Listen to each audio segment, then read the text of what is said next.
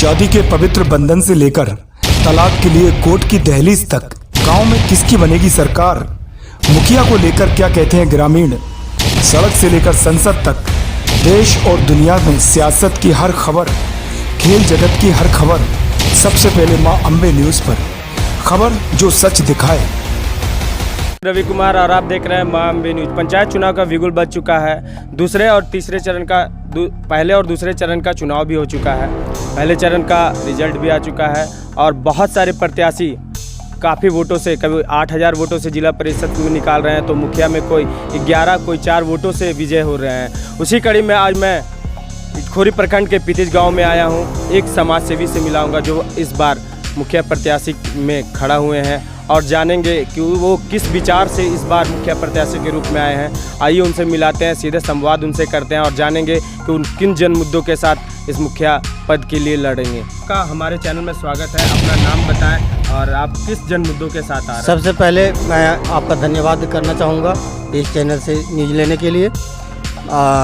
मैं यहाँ पर ही चुनाव इस वर्ष लड़ रहा हूँ और जनता की सेवा के भावना से चुनाव में उतरा हूँ और जनता की सेवा करने का पूरी इच्छा है। और पहले भी जब से होश संभाला हूँ तब से मैं जनता का सेवा करते आया हूँ और इस बार भी मैं तन मन से जनता की सेवा करने के लिए उतरा हूँ। अगर आप मुखिया बनते हैं तो सबसे पहले आपका जन मुद्दा क्या रहेगा। सबसे पहले मेरा जन मुद्दा रहेगा कि जो भी वंचित लोग हैं, चाहे जिस तरह का यहाँ पर वंचित है, ठीक राशन कार्ड हो या वृद्धा पेंशन हो, आवास का योजना हो, जिस तरह का, उससे हम लोग पूरा करने का प्रयास करेंगे। शिक्षा में सुधार करने का प्रयास करेंगे। सिंचाई की व्यवस्था सुदृढ़ करने की व्यवस्था करेंगे। स्वास्थ्य का व्यवस्था सुदृढ़ करने की व्यवस्था करेंगे और जो भी योजनाएं सरकार की तरफ से आएगी उसे मैं अंतिम व्यक्ति तक, जो समाज के अंतिम व्यक्ति हैं, वहाँ तक पहुँचाने का प्रयास करेंगे। तो बहुत है, लेकिन ग्रामीण क्षेत्रों में एक मुद्दा ज़्यादा होता है कि युवाएं बहुत ज़्यादा प्लान करते हैं अपने गांव से। जब यहाँ पे रोज़गार नहीं मिलता है तो बहुत दूर निकलते हैं अपने गांव को छोड़कर। अगर आप विजय बनते हैं, अगर मुखिया बनते हैं, तो आप युवाओं के लिए किस तरह रोज़गार का संयंत्र करेंगे यहाँ पे, ये बताएं। सबसे पहले मैं आपको बताना चाहूँगा कि हमारा जो क्षेत्र है कृषि क्षेत्र है और यहाँ पर किसी तरह का इंडस्ट्रियल नहीं है। यहाँ पर कृषि क्षेत्र में जहाँ तक प्रयास मेरा होगा कि सिंचाई की व्यवस्था और किसानों का जो मूलभूत सुविधा है उसे हम लोग उपलब्ध कराएं और रोजगार से जिस तरह का भी सरकारी योजना चल रही है या सरकार के यहाँ से जो भी प्रावधान आएगा उसे मैं युवाओं को जोड़ने का प्रयास करूँगा, महिलाओं को सशक्त बनाने का प्रयास करूँगा ताकि वे स्वावलंबी बने और अपने स्वरोजगार से जुड़े। जहाँ तक ले यहाँ पर व्यवस्था करने की व्यवस्था होगी, मैं सिलाई सेंटर मुफ्त में परमानेंट के लिए अगर संभव होगा तो मैं उसे भी चालू करूँगा, जिससे यहाँ के जो महिला लोग हैं सशक्त बने और अपना स्वरोजगार से जुड़े।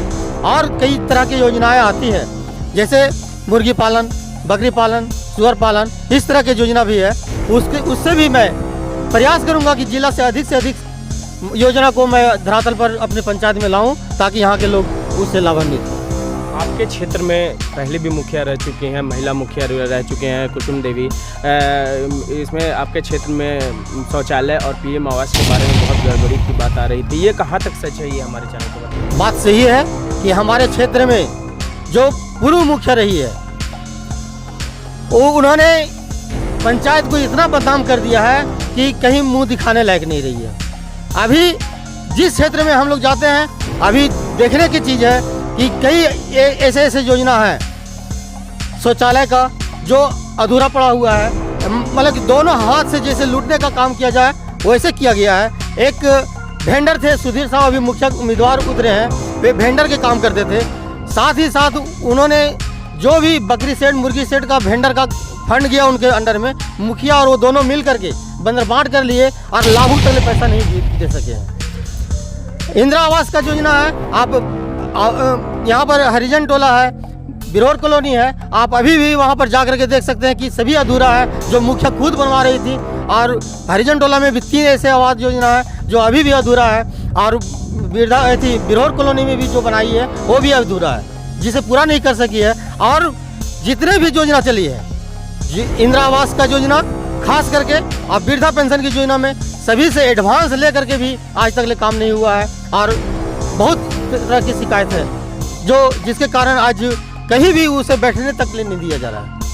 अंत में एक सवाल, आपका टक्कर किससे है? मेरा किसी से टक्कर नहीं है। सबसे पहले मैं बताऊंगा कि यहाँ पर जो भी चुनाव लड़ रहे हैं, कोई बहुत ऐसे उम्मीदवार हैं जो एक उम्मीदवार का मैं नाम क्या बताऊं, पता चल जाएगा, लेकिन शराब पहले भी वैसे लड़कों को रखा है जिन्होंने शराब के बोतल रख करके रोड में और कबड्डी खिलवाने वाला उम्मीदवार है जो आज चुनाव मैदान में है। एक उम्मीदवार अभी जो बताया सुधीर साहब है जो वेंडर का काम करता है और घोटाला किया है।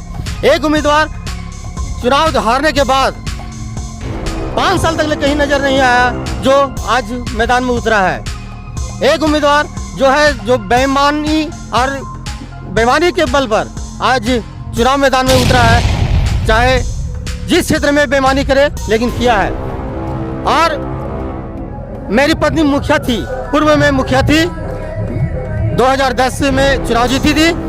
मेरी पत्नी क्या आज तक भी इतना दावे के साथ मैं कह सकता हूँ कोई कर नहीं सकता है कि भ्रष्टाचार किया है, और भ्रष्टाचार में ये लोग सब लिप्त हैं। जो मुखिया वर्तमान मुखिया है सो भी, और जितने भी उम्मीदवार हैं सारे भ्रष्टाचारी हैं। मैं उन लोगों का भ्रष्टाचार पर, बिचौलियागिरी पर, दलाली पर, सारे चीज़ों पर लगाम लगाऊंगा। और मेरी पत्नी जिस समय थी मुखिया उस समय भी हम लोगों ने लगाम लगाने का प्रयास किया था और लगाया था भी। और इस बार भी मैं किसी भी, चाहे वो किसी भी कोई भी हो, मेरा भाई क्यों नहीं हो, मेरा भतीजा क्यों नहीं हो, अगर दलाली करते हुए पकड़ा जाएगा मैं उसे सजा दिलाने का प्रयास करूंगा। अंत में आपका जो चिन्ह है वो कितने क्रम संख्या पे है और किस चिन्ह के साथ आए हैं, अपने जनता से अपील करें आप। मेरा चुनाव चिन्ह ब्रूस छाप है, क्रमांक संख्या 8 है। मैं हाथ जोड़ करके यहाँ की जनता से निवेदन करना चाहता हूँ कि वे हमें अपना बहुमूल्य वोट दें और भारी से बहुमत से हमें विजय बनावे। मैं उनके लिए 24 घंटा जनता की सेवा में तत्पर रहूँगा, और मेरा किसी उम्मीदवार से टक्कर नहीं है।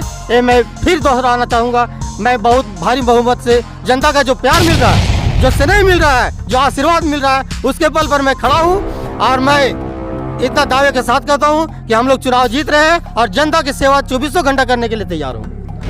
जैसा कि मैंने अभी आपको मुखिया प्रत्याशी विजय जी से मिलाया, उन्होंने साफ तौर से कहा कि मैं अगर मुखिया बनता हूं तो युवाओं के लिए सरकारी योजनाओं से उन्हें जोड़ूंगा ताकि वो प्लान ना करे, और पूर्ण रूप से भ्रष्टाचार को मैं विधि क्षेत्र से मिटाऊंगा।